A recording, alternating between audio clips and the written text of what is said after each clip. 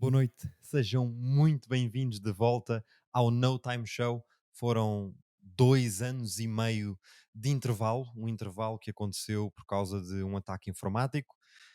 Ataque informático este que encriptou todos os fecheiros do computador onde estava toda a existência do No Time Show, desde as gravações, desde todas as pré-definições já construídas para a edição, tudo o que era som, tudo o que existia, sem exceção. Felizmente, passado este tempo todo, foi possível recuperar algumas gravações. Gravações essas que nunca tinham visto a luz do dia, ou neste caso, a luz da noite. Vamos falar com a Carla Rocha, vamos falar com os nossos convidados musicais, Um Corpo Estranho e A Garota Não. Estas gravações, estas conversas foram feitas em maio de 2021, perfeitamente enquadradas no contexto atual, são uma continuação do trabalho de todas estas pessoas. Pessoas estas que autorizaram a exposição destas gravações e, portanto, espero que aproveitem tal como teriam aproveitado há 2 anos e meio. O No Time Show está finalmente de volta. Vamos a isso.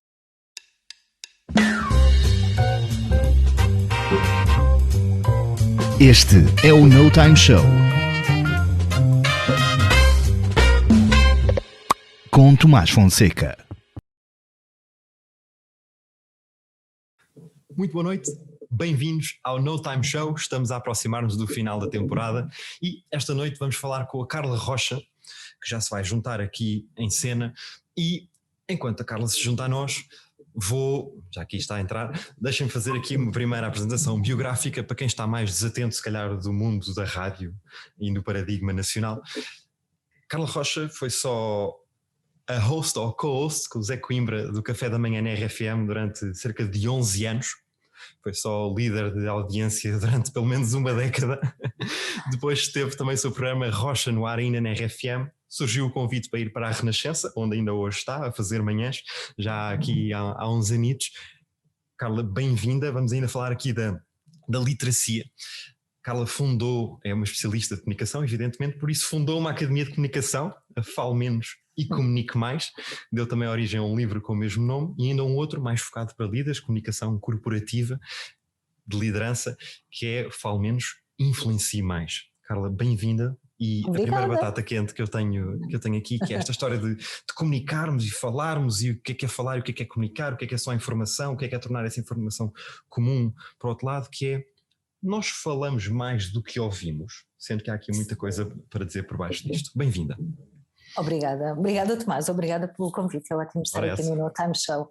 Sim, nós falamos muito mais do que ouvimos e no entanto temos uma boca e duas orelhas, mas eu diria que é o grande problema de comunicação, sabes, quando falamos naqueles pilares que nós devemos desenvolver para sermos bons comunicadores, para termos uma vida com menos conflitos, não quer dizer que não existam, mas para pelo menos conseguirmos resolver esses conflitos, saber ouvir, saber escutar, é provavelmente a competência que todos nós temos margem para desenvolver. Não tenho dúvidas nenhumas. Porque eu vejo e observo e ouço também muitas pessoas que falam pelos cotovelos, é uma boa expressão, e dizem, falam e parece que ao mesmo tempo não têm muito para dizer ou não têm muito fundamento daquilo que estão a dizer. E eu tenho muito essa sensação, e não sei até que ponto é que a academia também não está a combater isto, no bom sentido de ouçam mais, estruturem e apresentem aquilo que têm para dizer, em vez de estarem só a debitar, não é? Sim, comuniquem, em vez de falar, em vez de dizer só, comuniquem. Assim, o trabalho que fazemos na academia, a academia é um treino individual. Temos uma sessão conjunta no início, com todas as pessoas que se inscrevem, e outra no final. A parte disso é um treino individual. E muitas pessoas procuram a academia porque sentem que falam demais. Há muita gente a entrar lá e curiosa e a dizer eu falo demais. Porque eu sinto, eu perco as pessoas quando estou a falar, a certa altura eu sinto que ninguém me está a ouvir, e depois também me dizem que eu sou chata, não é? E eu sou chato. E então há quem entre lá para tentar organizar mais a informação, mesmo mentalmente, não é? O que é que eu quero dizer? Qual é o objetivo? Estruturar melhor o pensamento, mesmo numa conversa um a um, quando não tem que ser, não é numa apresentação em palco, nem nada disso. As pessoas procuram-nos para melhorarem a maneira como organizam a informação que têm que passar, mas com esta preocupação de é mais do que passar informação. Imagina, eu quero que, no caso profissional, eu quero que as minhas equipas, eu passe informação, mas elas ajam sobre aquilo, não é? E percebam, sintam o sentido de urgência, façam coisas, não é? Por isso é que eu digo, comunicar é muito mais do que passar informação. E então essa parte da organização é extremamente importante. Uma das principais razões que levam as pessoas a procurar este treino de comunicação, sim. E imagino que procurem também muita personalização, não é? Porque nós vemos, sei lá, vídeos, lemos livros que nos dizem comunica assim, ou pessoas mesmo com cursos de comunicação que definimos, estão 30 pessoas à nossa frente e estamos a ensinar aquelas 30 pessoas a comunicar da mesma forma. E essa personalização, imagino que seja absolutamente fundamental para as pessoas perceberem, ok, eu tenho a minha forma de falar, eu tenho a minha forma de comunicar, eu tenho a minha forma de fazer chegar a mensagem ao destino que não é igual à pessoa que está ao meu lado, porque é que eu hei de utilizar o mesmo formato. E ainda bem, porque senão seria uma seca, não é? Porque todos temos experiências, backgrounds, temos personalidades que são diferentes, não é? Não faz sentido. Eu sou fã do storytelling, mas eu tenho das histórias na comunicação, sobretudo um líder para fazer com que, ou mesmo que não sejamos líderes, eu entro numa organização e quero que as pessoas gostem de mim, eu tenho que me revelar um bocadinho, então contar algumas histórias pessoais faz parte do processo, não é? Na minha ótica.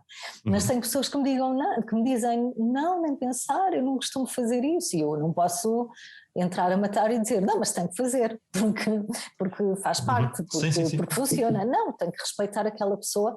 Consigo levá-la lá, mas tenho que começar mais de trás. Então, ok, então não conto histórias, mas como é que vai adicionar um tom mais emocional? Então comece pelo nível mais abaixo, entendes? Para depois ir gradualmente ganhando a confiança, aquela pessoa vai percebendo o efeito destas mudanças, mas são nuances.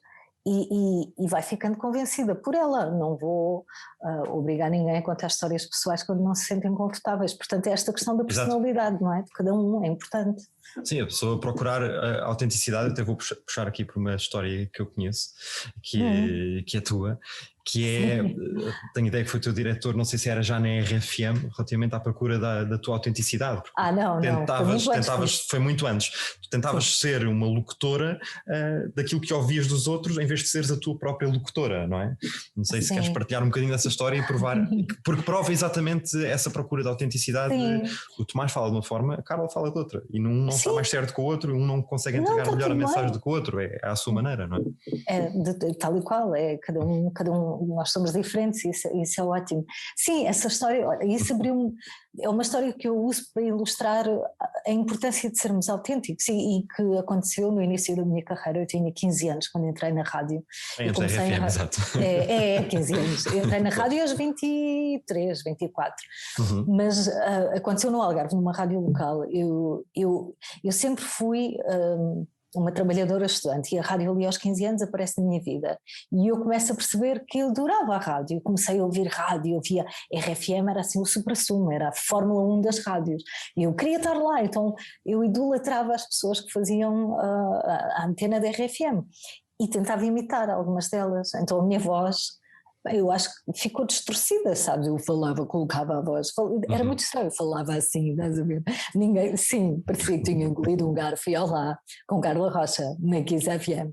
E isto é péssimo, não é? Olhando agora para trás, eu ouço gravações, eu fiz uma TED Talk há um ano e esta gravação está lá, precisamente para mostrar às pessoas como é que eu falava. E liga com esta história. E que há um percurso, como se começa não quer dizer que tem que ser a mesma forma como se acaba, ou o percurso. Sim, é verdade. Mas tu percebes a certa altura, calma, eu não estou a ser autêntico, não é? E isso aconteceu-me quando houve um dia que o diretor chamou-me ao gabinete e disse, Carla, anda lá aqui ouvir o programa que fizeste hoje. Há uma coisa terrível em rádio que se chama aircheck, que é o momento em que nós somos obrigados a ouvir em colunas gigantescas aquilo que fizemos no programa. Pronto, e é péssimo para quem está a começar, porque nós não gostamos de ouvir a nossa voz habitualmente, e então nesta fase é fogo, eu não quero ouvir. Então imagina, tu e o diretor no estúdio e ele a dar-te na cabeça, porque as coisas não estavam todas bem, não é? Claro, havia muita coisa que não estava bem. E ele chamou-me a atenção para isto. Isto não pareces tu, o que é que se passou contigo? O que é que te aconteceu? Parece que levaste o murro e ficaste pequenina, esmagada, e falaste assim. Sim. E eu acho que isso foi um abre-olhos de, ok, como é que eu posso descobrir a minha voz? E isto acontece nem toda a gente está na rádio, ainda bem, há muitas outras profissões, mas isto acontece noutras áreas, de Claro, sim, sim. querermos seguir aquele diretor, porque é o nosso modelo, ok, tudo bem até certo ponto, é a pessoa que nos inspira, é o nosso mentor, mas depois temos que descobrir o nosso lugar, não é? A nossa voz. E pronto, e a partir daí eu conto esta história para mostrar que foi a partir daí eu percebi que não é pela voz mais encorpada ou menos encorpada, não, é pela maneira como te ligas às pessoas, e as histórias ajudam a criar essa ligação. Então ele dizia-me, deixa de fazer vozes, conta as tuas histórias, fala de ti naturalmente, como se estivesses a falar com amigos. E pronto, e acho que isso mudou, e depois a partir daí foi uma evolução até a RFM, que foi a grande escola, não é? Esta Exato. Foi o colégio e foi ótimo, deu umas bases. Sim, Mas sim, depois sim. a RFM foi assim a universidade da rádio, sim. Sim, evidente. Mas isto das histórias e storytelling, que é um chavão hoje em dia. Houve storytelling para tudo. Temos que contar histórias, queremos ver anúncios com histórias, queremos ler boas histórias, queremos criar empatia com boas histórias, porque hoje em dia consumimos à velocidade de um trovão e à velocidade de um scroll, e então não estamos a ficar presos e a absorver e a aprofundar determinados temas e tópicos. E as pessoas ainda, mesmo assim, ainda estão a subvalorizar esta questão do storytelling. Porque acham que não conseguem contar histórias, porque não têm boas histórias. Isto é uma guerra muito tua de porque é que as pessoas acham que não têm histórias. É webinars, é formações, é diretos no Instagram a explicar, malta, todos vocês têm histórias, senão não estavam vivos, não é? Isto há histórias desde que nascemos. Mas as pessoas não conseguem ir buscar, não é? Sim, eu costumo dizer, então mas espera aí, vamos lá ver, então nasceu, saiu da maternidade e vai direto para aqui, não foi? Meus rios, não aconteceu nada, entretanto, foi direto da maternidade para esta sala de formação. Sim, brincamos com isso, e depois quando se começa a desmontar, não é? Acho que se percebe que não é só, eu treino atletas olímpicos também para esta questão da comunicação, e dizem, os atletas olímpicos têm histórias espetaculares de superação e correram e fizeram. Sim, claro, têm, mas nós também não temos que subir o Monte Everest ou bater um recorde para ter histórias, são coisas muito simples que acontecem no dia a dia, têm a ver com a natureza humana, portanto tudo o que acontece à nossa volta pode dar uma história, precisa, eu digo muitas vezes, ligar o radar e perceber que tudo o que acontece à nossa volta é material que nós podemos absorver, é barro que podemos usar para moldar e com ele enriquecer a nossa comunicação, humanizar mais a forma como comunicamos, sobretudo em contexto, não vou dizer em jantares de amigos, não é? Que aí é animação e colorido natural, mas nas empresas a comunicação é muito ascética, é tudo muito branco, muito corredor do hospital, sabes? Muito, pronto, venho aqui, dou a informação e pronto, e a apresentação dos resultados. Sim. É isto e pronto, mas isso também é uma coisa muito típica, que é, eu num jantar de amigos, porreiro, relaxado, tudo flui, lembro-me de todas as histórias mais algumas, vou abrir as gavetas todas, coisas engraçadas para contar, mudo ali a antena para um ambiente mais corporativo, mais sério, e parece que já não sei contar nada. Sexta-feira passada conseguia, hoje segunda-feira já não consigo. Já não consigo, sou outra pessoa. Onde é que está aqui o bloquear? O que é que nos acontece de repente? É o efeito do palco? Não conseguimos estar ali? Sim, é o receio da vulnerabilidade, não é? Da exposição. Eu vou contar uma história pessoal e vou-me expor, o que é que as pessoas vão achar? É este receio do julgamento e também esta noção, esta crença que nós temos que devemos separar mesmo a vida familiar da vida profissional. Eu tenho que ser uma pessoa em casa e tenho que ser outra pessoa no trabalho. E a verdade é que o trabalho faz parte da nossa vida, de uma grande parte da nossa vida. Então, se eu tiver sim, e se eu tiver a criar uma persona, não sei, algumas pessoas vão estar em sofrimento, se calhar nem todas. Há vários perfis e há pessoas que se calhar lidam bem com isto e está tudo bem, mas não quer dizer que não percam oportunidades, sei lá, de criar alguma ligação entre colegas, porque ao princípio da influência, um dos princípios é o princípio da afinidade. Eu sigo quem gosto e para decidir se gosto ou não eu devo conhecer um bocadinho, não é muito. Então se eu não me dou a conhecer, eu tenho mais dificuldades em ter seguidores. Logo, eu não estou a potenciar toda a minha capacidade de influência, entendes? Por exemplo, isto é um ponto. E depois acho que cada vez queremos mais empregos, organizações que sejam onde nos sintamos bem, não é? Onde sintamos que gostamos das pessoas, e se cada um estiver na sua bolha, no seu quadradinho, agora sou eu no meu quadrado e só saio do quadrado quando vou para casa, fica mais frio, é só isso, fica mais frio. Não temos que ser melhores amigos e jantar em casa uns dos outros sempre, não é? Não é isso, mas acho que devia haver um hiato menor entre aquilo que somos em casa e a pessoa que somos no trabalho. O gap devia ser menor. Não tem que ser igual, mas devia ser menor. Mas é uma extensão de um para o outro. E ainda na questão do storytelling, agora aqui do tópico anterior, colando ainda, que é isso leva a que nós continuemos a achar que não somos assim tão interessantes. Por isso é que se calhar não temos histórias, não é? E se calhar por isso é que temos que criar uma persona de o que é em casa, o que é trabalho. E mais uma vez pergunto agora a mesma pergunta para um tópico diferente. Onde é que está o bloqueio? Porquê é que nós achamos que não somos interessantes? Porquê é que nós achamos que a minha história, isto não é assim tão giro, e guardamos muito para nós? Tanto a história como o nosso próprio perfil. Eu estou aqui na minha, eu não preciso estar aqui. Porque achamos que as histórias estão associadas a Hollywood, não é? Hollywood são filmes, são aventura, é suspense, é romance, é tudo o que acontece e é exacerbado. E não, há histórias magníficas que depois acabamos por, em formação, trabalhar. São histórias de dias em que me esqueci de pôr o despertador, o que é que eu aprendi com isso, cheguei atrasado ao trabalho, sei lá, coisas mundanas, mas reações que o meu filho teve, tudo isso contribui para nos revelar e para humanizar mais o discurso, e está sempre a acontecer. As histórias não são mais do que eventos. Eu costumo fazer uma coisa que é para desbloquear, e eu estavas a falar no bloqueio e isto cola com esse ponto, que é, eu nunca digo, então conte-me as tuas histórias. Não, eu não uso a palavra histórias até determinado ponto. Sim. Eu começo sempre por, então, que eventos, que acontecimentos é que se passaram na sua vida? Vamos lá ver, vamos dividir a vida por décadas, e dividimos. Então, dos 0 aos 10, que momentos marcantes é que viveu? E a pessoa começa a lembrar-se, vivi isto. A minha avó foi uma pessoa muito importante na minha vida, ou quem quer que seja, pronto, e eu vou elencando. E eu sei que por cada desafio que é inventariado, digamos assim, ou que é detectado, pode haver uma história por trás, mas eu não lhe chamo história. Que giro esse evento, então conta-me lá, e quando aprendeu a andar de bicicleta, o que é que aconteceu? E de repente a pessoa está a contar uma história. E eu, isso é ótimo, isso é uma história. E ela, não tinha noção que isto era interessante. Então vamos lá experimentar nesta mensagem que vai passar para a equipa, onde é que esta história pode enquadrar. A questão é a aplicação, exatamente. Depois fazemos o exercício de ver também. Estou aqui a pensar em histórias, não é para contar no jantar de amigos, é para trazer para um contexto profissional, não é? Se surgir porreiro. Sim, vai. Mas idealmente... Ganha sempre histórias para jantares de amigos, mas o mais difícil é fazer o exercício e trazer essas histórias de forma estratégica para sublinhar uma mensagem. E eu gosto sempre de pensar nisto, Tomás, que é, pensemos nas histórias neste nível de storytelling estratégico, neste binómio, uma história e uma mensagem.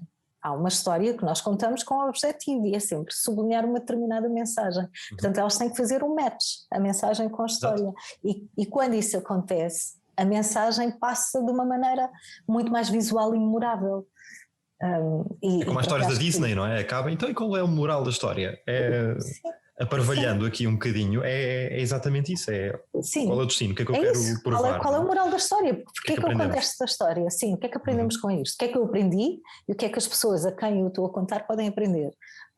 Pronto, e é este o propósito, não é? Por isso é que fazem falta mais histórias nestes contextos, porque aprendemos e com elas. Estruturadas. Sim. Sem dúvida. E esta história da influência, das pessoas terem essa capacidade de influência com as suas histórias, etc. E neste mundo que vivemos do influencing, eu queria fazer aqui quase que um combate, que é a verdadeira influência hoje em dia versus estes chamados influencers. Estes influencers estão mesmo a influenciar alguma coisa ou estão só a fazer barulho e não é propriamente uma influência relevante? Não sei, eu acho que não podemos generalizar, não é? Há pessoas influencers, não é? Que cabem nessa categoria, não é? Que têm essa obsessão pelos seguidores, que têm causas que são nobres, não é? Que fazem e que têm neste grupo de seguidores, acabam por ter um papel formativo, não é? E que socialmente é muito bem-vindo, porque precisamos na sociedade de pessoas que nos ponham a olhar de outra maneira, que abordem um determinado problema, que mostrem o seu ponto de vista. Há influencers que é muito pela rama, não é? Muito, pronto, não se passa nada. É como um melhoral, nem faz bem nem faz mal. Mas eu acho que todos lutam por atenção, não é? Todos os influencers querem o quê? Atenção, que é provavelmente o recurso que nós temos agora mais escasso, é o dinheiro e se calhar a atenção ainda mais escassa do que o dinheiro neste momento nas sociedades, sobretudo na sociedade ocidental. E é isto que nós queremos, é atenção. Portanto, quanto mais atenção, mais seguidores temos. Não sei como é que se mede a influência, sinceramente, nessa lógica é pelo número de seguidores, é pelo número de likes, é porquê, como é que se mede, não sei. Qual é a verdadeira conversão? Qual é a conversão, sim. Como é que da área de influência da pessoa, não é? Sim. Se a mensagem chega ou se as pessoas compram, e aqui não é só a troca de dinheiro, é compram com atenção, se calhar, aquilo que nós estamos aqui a dizer, e por falarmos em atenção, estamos aqui já no final do nosso tempo, vamos ter que, é verdade, é aqui no Time Show, isto é sempre a abrir, e vamos ter que passar ali ao nosso convidado musical, cara Carla, muito obrigado por este, obrigada. Como diz a minha avó, muito obrigado por este bocadinho. Muito obrigado por este bocadinho. Vamos passar ali ao nosso convidado musical, vamos fazer aqui o nosso número de circo, o nosso tapa-câmara. Obrigado, um grande beijinho para ti. Volta sempre. Um beijinho, Tomás. Obrigada. E as pessoas que vão aprender a comunicar, e se puderem aprender a comunicar com a Carla Rocha, melhor ainda. Se quiserem ouvir a Carla Rocha, Rádio Renascença de manhã. Não tem como enganar. É isto. Carla, obrigada. Um beijinho. Tchau, tchau. Adeus. Vamos a isto. Tchau, tchau. Tchau. Vamos lá. E já cá estamos. Adoraram o número de circo, não é? Já fizemos aqui a nossa fantástica passagem. Temos aqui casa cheia hoje. Nunca tivemos tantos convidados musicais na mesma sala. Caríssimos, boa noite, bem-vindos ao No Time Show. Estamos aqui a aproximar-nos do fecho da temporada e vamos primeiro às hostilidades e às apresentações, como é aqui típico. Comecemos pela pessoa do meio. Temos aqui Kátia Mazari Oliveira, também conhecida como a Garota Não. Já vamos falar sobre isso. E temos aqui dois senhores nas pontas que fazem um duo que se chama Um Corpo Estranho. Temos aqui João Mota, Pedro Franco. Aos três, bem-vindos ao No Time Show. E antes de vos passar a batata quente, dizer aqui, Um Corpo Estranho já tem aqui um repertório de 3 bandas sonoras e 3 álbuns cá fora, sendo que o último saiu em 2019, chama-se Homem Delírio. E no mesmo ano, tivemos aqui a Kátia, a Garota Não, a lançar também a Rua das Marimbas, na sua estreia oficial, se é que lhe posso chamar desta forma. Estreia sondosa. Exato, é um bom termo. E antes de passar também a batata quente, e a razão de estarmos aqui é que vocês recentemente juntaram-se para fazer um single, chama-se Mavorte, pelo menos achamos todos que se pronuncia desta forma, falávamos disto em off. E deixem-me perguntar-vos então, porque agora isto é sobre vocês e não é sobre mim. Qual é o verdadeiro potencial e o porquê de juntar 2 projetos para criar algo novo? São projetos diferentes, com tons diferentes, apesar de se tocarem em vários momentos artísticos, mas qual é a razão e o verdadeiro potencial disto? Contem coisas, bem-vindos mais uma vez. Olha, antes de mais, obrigado pelo convite. Ora, obrigado eu. E em relação à tua pergunta, não sei se houve algum objetivo, se foi alguma coisa muito pensada. Foi uma canção que surgiu entre trabalhos, entre discos. Nós tínhamos acabado já há algum tempo o Homem Delírio, já tínhamos feito turnê com o espetáculo. E entretanto o Pedro mandou-me este tema, surgiu esta letra, e depois o nosso método é muito o método do ping-pong, como costumamos dizer. Ele manda umas coisas, depois eu devolvo, e andamos assim nisto. E a dada altura do processo o Pedro disse, eu gostava que a Kátia, acho que a voz da Kátia está aqui, gostava que ela cantasse connosco este tema, porque acho que faz sentido e as vozes vão cantar bem. E pronto, e ela foi a querida de sempre e aceitou. Prontamente disponível. porque também somos todos da mesma cidade e isto acaba por ser, a malta vive toda muito... Fica aqui um abraço para Setúbal, não é verdade? Se não estou em erro. Um abraço para Setúbal. Já agora? Certo. E pronto, foi uma coisa natural, acho eu. Não sei se queres dizer alguma coisa sobre isso, da tua perspectiva, se calhar é outra. Nós encostamos à parede e não conseguiste dizer. A minha perspectiva é de quem recebe um convite praticamente irrecusável. Okay. Eu gosto muito dos textos. E a música, para além de ser, em termos de composição musical, de ser muito forte e assim muito de fígado, que ele sente, né? Uhum. A escrita do João é uma escrita, e não é por sermos amigos, para mim é uma escrita que me significa muito. Ele tem muito tato a escolher as palavras, em representar ideias através de palavras. E falo com muita poesia e tudo, não estou aqui a passar a mão no pelo, acho sinceramente isto. E tenho muita dificuldade às vezes em aceitar convites precisamente por isto, é porque os textos não é que sejam maus em português ou de qualidade X ou Y, não tem a ver com qualidade nem nada, tem a ver só com a forma como eu interpreto os temas e aquilo que me transmite. E os temas do João têm a escrita do João tem esta particularidade, ressoam muito a mim.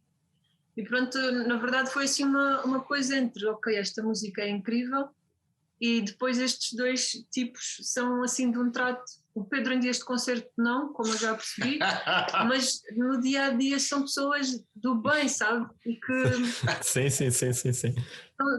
são do bem, são da amizade e é bom estar com eles, portanto isto também celebra um bocadinho aqui esta nossa história em conjunto. Sim, e facilita esse trato para terem essa colaboração.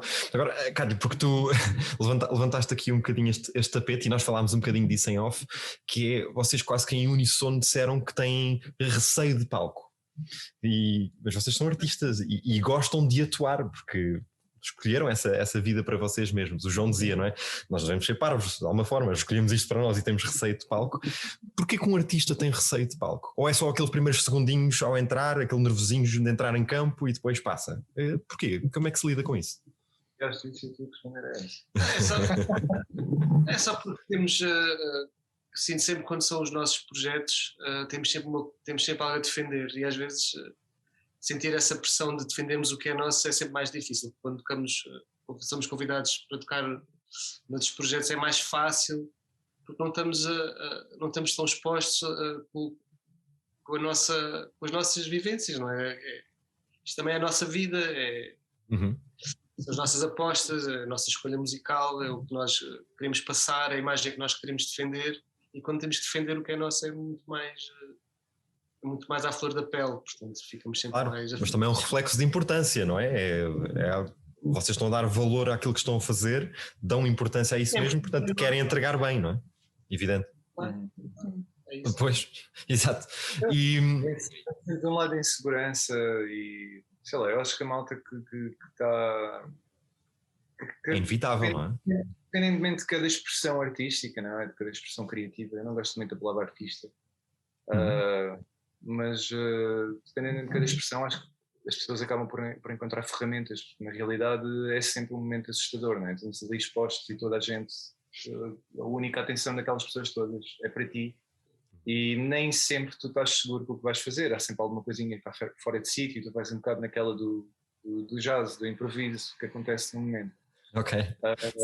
Mas mesmo quando estamos muito seguros, quando ensaiamos 1000 vezes, depois há sempre aquela adrenalina e isso toda a gente sente um bocadinho mesmo. E quanto mais à frente estás, ou quanto mais exposto, no caso com o Pedro, se calhar sentimos mais isso quando tocamos os dois sozinhos, em formato do com banda. No meu caso eu sinto sempre porque canto e de alguma forma sou eu que tenho que comunicar com as pessoas, a Cátia deve sentir a mesma coisa. E é sempre um bocado desgastante, já sabemos que estamos ali preparados, às vezes corre tudo bem, o público é fantástico, super comunicativo e nós estamos sempre naquela bolha de insegurança, acho que isso acontece muito. Sim, a avaliação é constante, tu dizias com a banda a atenção está mais dispersa, está mais diluída, imagino eu, que não sou artista, mas quando estão só os dois é quase 50-50 e no caso da Cátia devem fazer mesmo assim, não é? Com as luzes todas bem apontadas quando ela está mais sozinha.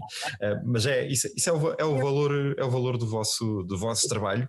E falar em vosso trabalho, porque estamos aqui a aproximar-se também do final. Vamos então a falar desta parceria para fazer a Mavorte. Mavorte vem também de Marte, deus da guerra, por curiosidade aqui também deus da agricultura, de proteção da agricultura, e vocês dizem que começamos a falar de guerra e deus de guerra e depois leva a falar sobre amor.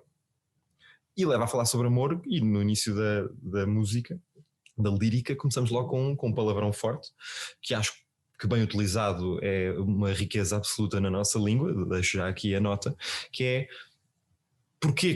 quero fazer duas perguntas numa só, porquê que a guerra leva ao amor, no caso desta canção, e em conjunto dos três, e porque é que temos aqui este palavrão logo a abrir, não está lá pelo meio, e eu achei interessante estar logo no início para chamar aqui uma certa atenção.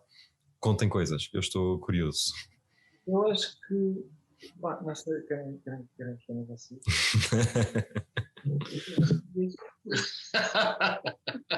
É que não é uma coisa, é engraçado, porque, sei lá, eu sou de Setúbal, sabes? Os três de Setúbal. Se fôssemos do Norte, acho que ainda era mais natural. Sim. Como se diz lá em cima, palavrão é vírgula. É sabido. Foi uma expressão idiomática. Nós optamos por deixar lá a palavra, porque foi a primeira frase. Eu sou muito supersticioso a escrever canções ou a escrever letras. Quando a primeira frase que sai é dada, não é minha. E a partir daí é que a letra depois de uma forma formalizada. Para preservar a espontaneidade, não é? Exato, e a primeira expressão que eu consegui encaixar na música que o Pedro fez, naquela batida constante da guitarra, foi, a nível de métrica, foi a primeira expressão que me saiu, foi aquela. Não sei de onde é que veio, mas é uma expressão como outra qualquer. Tu já estava a dizer. As pessoas vão ouvir a seguir, mas a expressão é aqui, se não estou a dar nenhuma palavra ou nenhuma vírgula em erro, é porque é que na puta da vida. Falhei aqui alguma vírgula? Nunca na puta da vida. Nunca na puta da vida, assim é que é, exatamente. Não estava aqui a falhar. Toda a gente usa. Quer dizer, nunca. Tentamos não ensinar aos miúdos durante algum tempo. Eles vão aprender mais tarde ou mais cedo, não te preocupes, João. Faz parte da língua e eu acho que o português europeu é muito preconceituoso com a língua. Eu acho que o brasileiro é muito mais leve, por exemplo. E chegam a meter palavrões e faz parte da língua, desde que não seja gratuito. Não é gratuito, é isso que eu ia dizer. Exato. Para ofender ninguém. Desde que expresse aquilo que se quer. Na verdade até ponderámos não pôr o palavrão, não foi uma coisa assim mesmo obrigatório. Sim, saiu. Pensámos, tiramos, não tiramos. Depois enviámos à Cátia e a Cátia disse: eu vou cantar essa letra, mas essa primeira frase é para mim. Ok, é para assumir. Pois, exatamente. Uma certa naturalidade, não foi uma coisa tipo vamos chocar. Ponderámos o palavrão, mas depois decidimos deixar ficar, porque não é uma coisa, não foi, sente-se que não é propositado, pronto. Não flui e deixámos ficar. Sim, não é maldade, não é gratuito, como tu dizias, Pedro. Expressa aquilo que vocês querem que expresse, seja no início, seja a meio, seja no fim da canção, não é? Cá te interrompi-te, pois. Não, estou aqui entre um e outro a tentar complementar um bocadinho a informação, mas na verdade eles depois vão dizendo tudo e está tudo certo. O que eu sinto, por exemplo, falando genericamente sobre palavrões, mas neste em particular, desde que não vulgariza a linguagem, está tudo certo. Tem a ver com a questão da vulgaridade. Se nós em todas as frases, em cada frase que dissermos, usarmos porra, merda, foda-se, todo tipo de calão meio vernáculo, meio ordinário, meio o que for, então torna-se uma coisa vulgar e já meio aborrecida. Mas é como tu próprio fizeste essa referência na introdução. Uma palavra destas, um foda-se bem dado com um soco na mesa, tem um peso muito mais do que xiça ou bolas. Não, a gente quer dizer é que foda-se, o Sócrates fartou-se de roubar, por exemplo. Sim. E isso para mim é vergonha, enquanto portuguesa. Claro que sim. Então, e aqui para fechar, volto a reforçar a questão para as pessoas saberem o que é que vão ouvir a seguir, porque acho que já está esclarecido que vão ouvir a Mavorte. o que é que isto quer mesmo dizer? Então, passamos da guerra para o amor, o Deus da guerra, andamos aqui nesta volta. O que é que as pessoas vão ouvir? O que é que isto quer dizer? Isto são 3 leituras diferentes, mais ou menos, que depois acabamos por chegar, lá está, a um corpo estranho. Acho que o nome do projeto é estranho. E às vezes andamos sempre em territórios desconhecidos uns dos outros. E quando eu escrevi, eu tinha em mente um conflito interno, não era propriamente uma canção de amor, ou no caso de amor, não é? No caso do fim de uma relação, ou de alguma coisa conflituosa dentro de uma relação.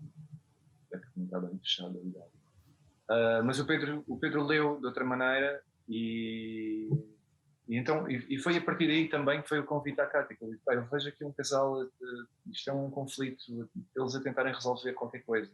Eu achei engraçado porque inicialmente veio de um conflito interno, era uma conversa entre a mesma pessoa com ela. Ok.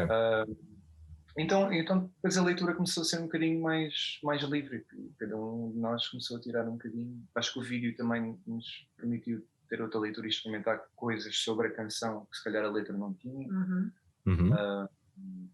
Sim, eu também sinto, tu falas, então, mas é o quê? É sobre a guerra, ou é sobre o amor, ou é sobre a guerra e o amor, e onde é que nasce um e se finda o outro?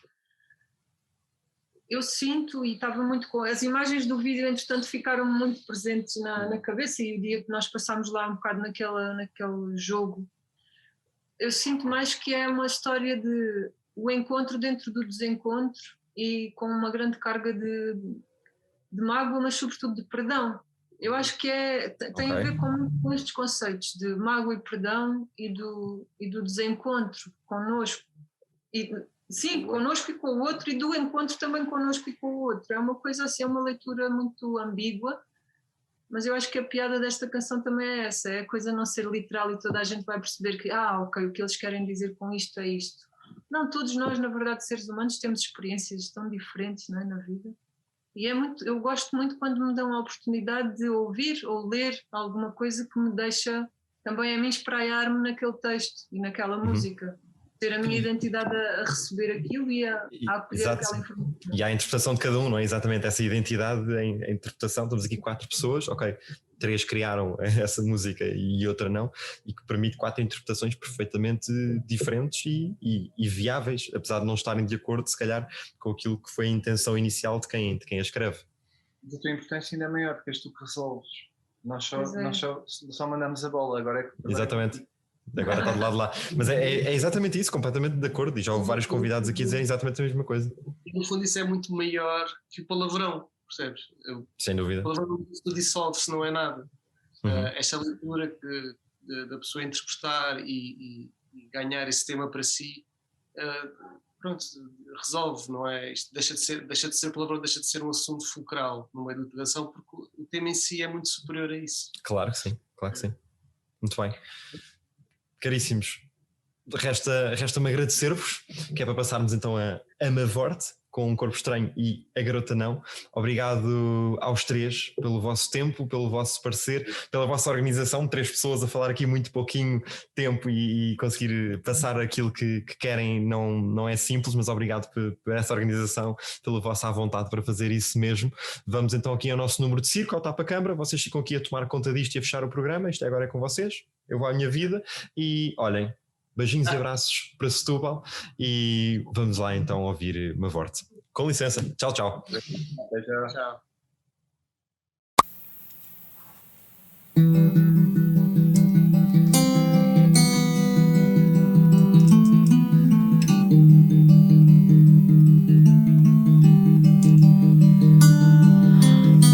Nunca na puta da vida pensaste em mudar, porque não era amor, nem sequer era amor. Mesmo de alma quebrada, de unhas gastas na pedra do tempo, não te serve o castigo, nem te dobra a dentada da moral. Quem sabe assim alguma luz ainda sobra no final. Não sei expressar o que dói, sendo que a tua partida é minha culpa, era amor, só por amor te podia agarrar, mesmo quando estás por perto. Faz-me falta a tua ausência, amor. Só por amor te prometi contrariar. Nunca na raiva, no grito pensei em cair, porque não era amor, nem sequer era amor. Mesmo frio de desejo ou de boca em chama no teu corpo, não te serve o silêncio e pouco mais retiro da partida. E acho graça a qualquer luz ao vermos que o sol já não brilha. Dei ouvidos a fantasmas, acreditei em visões por amor, só por amor. Fiz ressoar tambores de uma forte, contra mim mesmo atuei. Ao entrar no labirinto do amor, só por amor, não resisti à nossa sorte. Se o amor não chega, nada vai chegar, nada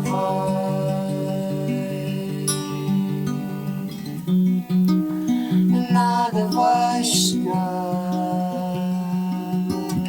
Nunca na sombra, no abismo, na cisma, nunca na raiva, no dedo apontado, nunca na espera, no peito fechado, sempre na luz, no amor como prisma, nunca na ponta da faca, da flecha, nunca no prego, na cruz ou na lança, nunca na morte, na desconfiança, sempre na luz, no amor como brecha.